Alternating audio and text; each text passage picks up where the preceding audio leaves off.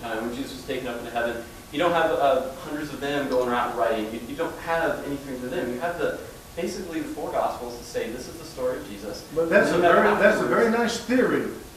That's a very nice theory, and the razor's edge argument just kind of derails because it does. Again, you're making a lot of assertions based on assumptions and adding no proof. And so until you can come up with some proof to prove that those people were dishonest about what they wrote, then we're going to have to pass. I can't answer a question that is really nothing more than assertion without evidence.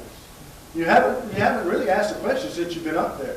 You've told us about your background in religion, which I find quite incredible because of your lack of knowledge of basic Bible facts. And basic Bible facts. It's incredible that you're supposed to have this vast knowledge of religion, and then you don't even know how many people wrote the New Testament, how well they knew Jesus or not, and those things. And so I begin to question your credibility to come up here and throw rocks at the writers of the New Testament. He misspoke.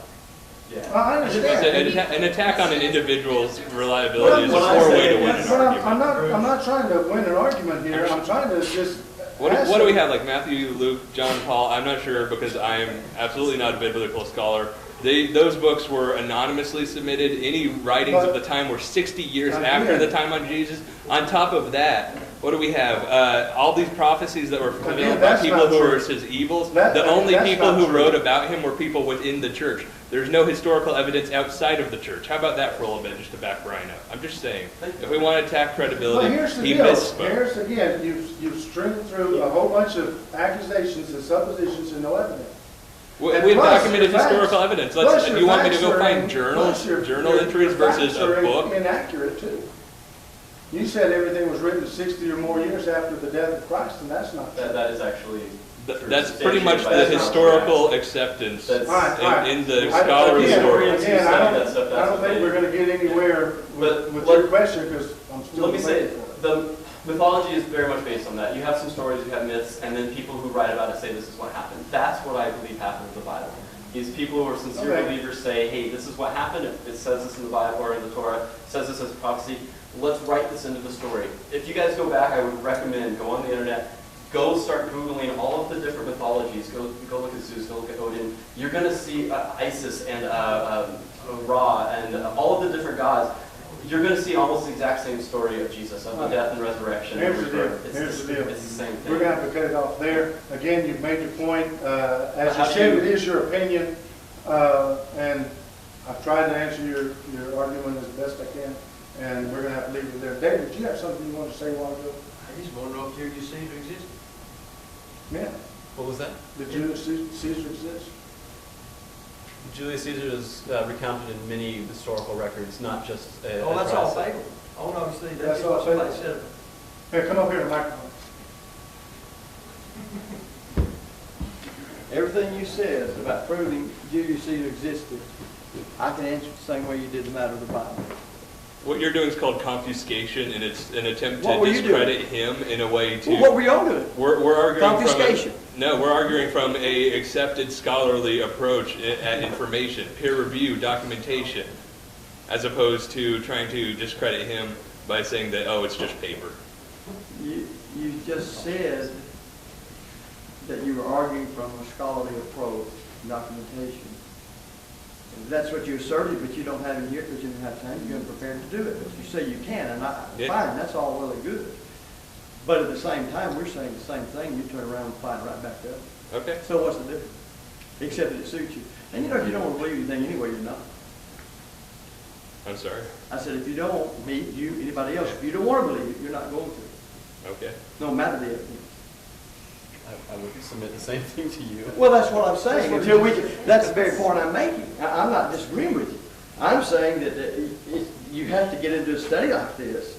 It's going to be that I assert this and I affirm this, and when I affirm it, I can offer proof, and thus we prove our case. We can't do that right now in all these details. You know that.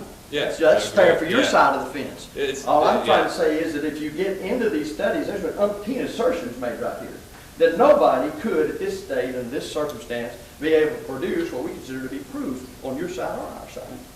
So it doesn't even do to make those assertions. Just from our point of view, we just hope that everyone in here goes and learns about both sides. With all the assertions made, go out, find out for yourself. If y'all come out more religious than ever, it's really no skin off We that have no matter. problem with that in this church and the elders of it, and Bruce is the preacher and one of the elders. Maybe we'll be sermons for months on this. I think that they've done a good job in welcoming folks to come in here. You knew these kinds of disagreements would be, or whatever. So all I'm saying is that when we make the assertions, we really should make the assertions until we say, we've got an opportunity to prove a case. I wouldn't. That's one reason I don't comment on some of the things as far as what's going on, because I know it's just my assertion. I didn't come with a library here full to be able to start drawing out the facts, making arguments with them to say there's my conclusion. And you didn't either, except what you already got up here. So we understand all that. I just want to make that clear. Absolutely. Diane has a question.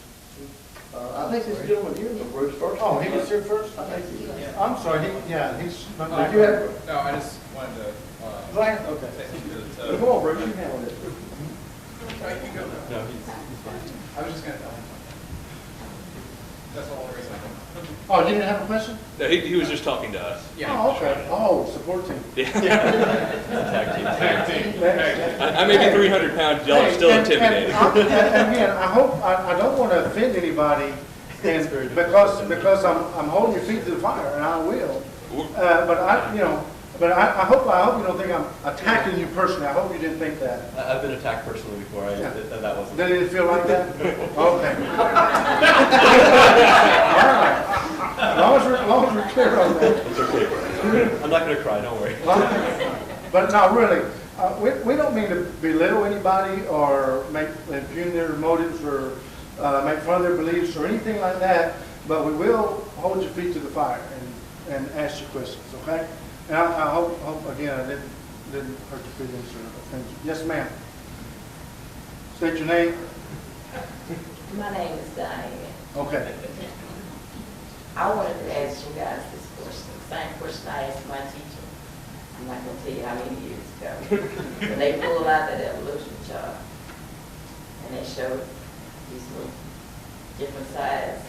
I say chimpanzees and all things like that. And they taught us something that we evolved from. My question to them, to her then was, why do we still have chimpanzees, apes, all those other things? If one said to do it, why couldn't all do it?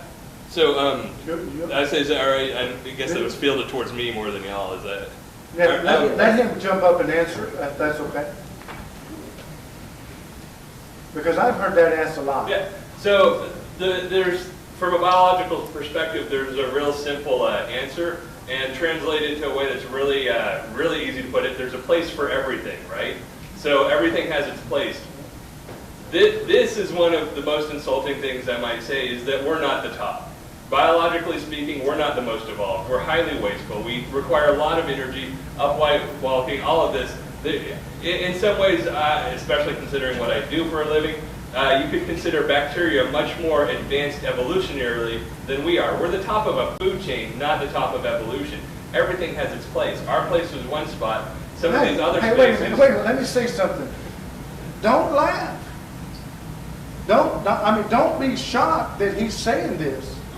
This is what the evolutionists would say. Exactly what I told you this morning. Right? Exactly what I told you. This is the implications. He's just saying. He's being honest. He's being honest with his position. Okay? Now, basically what he's doing is honestly stating what he believes is the case based on his understanding of evolution, just like we would state our case believing in God. And so the fact that he doesn't believe that we're the top of the evolutionary ladder is what the evolutionists would say in comparison to the rest of life forms. There may be some, if evolution is true, there may be some life forms out there that are better than we are, more conservative, and have it more on the ball than we are. And maybe a long time after the human race is dust, right? See, that's his position. Am I right? Yeah, I mean, Real simply, right? I mean, when was the last time you got sick? That could have been one bacterial cell that took you down or even possibly Almost killed you. made